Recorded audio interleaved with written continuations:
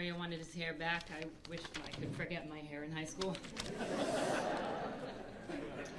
Thank you. I would like to thank the Hall of Fame Board of Directors that have worked tirelessly to put this memorable evening together.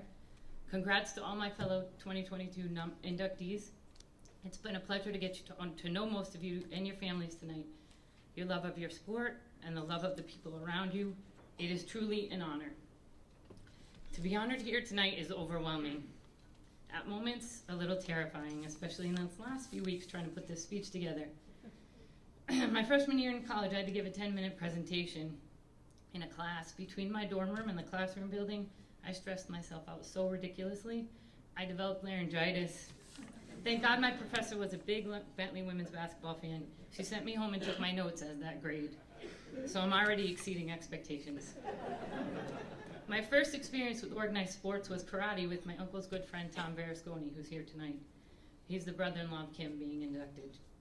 I loved karate, but there was only so much time, so I had to make a choice in middle school, and I chose middle school sports. I still kick myself today because I was scheduled that month to take my brown belt test. Oh well. I want to especially thank directors Hank Lodge and Gail Erickson. I have known Gail almost my entire life. She was Miss Borkowski, my elementary gym teacher. She was Miss McMahon, my middle school basketball coach. And she was Coach McMahon, my high school volleyball and softball coach. You have no idea how much you helped shape me as an athlete and a coach. I was quite a handful. Well, Kimmy and I were quite handfuls. But the coach and athlete I am today was very much influenced by you, your patience, and your drive. And I cannot ever thank you enough. As I think back to my journey as an athlete, I think about the people who I am thankful for. You can't do this alone. At times it feels isolating, especially through injuries and slumps, but it is a group effort. I truly believe it takes a village, and I was extremely lucky to have two great coaches in high school as part of mine, Coach McMahon and Coach Floyd. I met him in middle school. Before I knew it, Coach Floyd was taking Kimmy and I to AAU basketball clinics every weekend. He had a Camaro. Every weekend, I got in the back seat because Kimmy had longer legs. Every weekend, squished in the back seat of that Camaro, headed to Plainville High School. He was a bit tough as a coach, as some of you might know. I spent many a practice with bricks in my hands running till I couldn't feel my legs. But he taught me to push my limits, and he taught me that a team is a unit. You win together, and you run together. My college coach, Barbara Stevens, was arguably one of the best in the business. She is now a member of the Basketball Hall of Fame, inducted with Kobe Bryant and Kevin Garnett last year. She was demanding. She taught me perseverance and dedication, and I thank her for my Bentley family and the opportunity to play at Bentley University.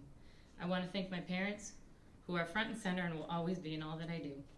The ones that sacrifice their time, who got me to and from practices, games, camps, and always earlier than later. They traveled to my college games almost everywhere, even Fargo, North Dakota, and continue to drive hours for games for their grandchildren. They're the most amazing support system, and I thank you guys for all of it. My husband, Rich, fellow Uber driver, you keep me balanced and remind me that it is my resilience that drove me to play and be successful in competitive sports. Thank you, as you will always be my most loyal teammate. To my girls, Katie, Allie, and Steffi, my dream team, I am so proud to be your mom and to watch you every day grow into confident, loving, and dedicated young women. I can't wait to see what you guys do next. There's nothing more important, nothing more powerful than the support and love of my family, and that's why I stand here today.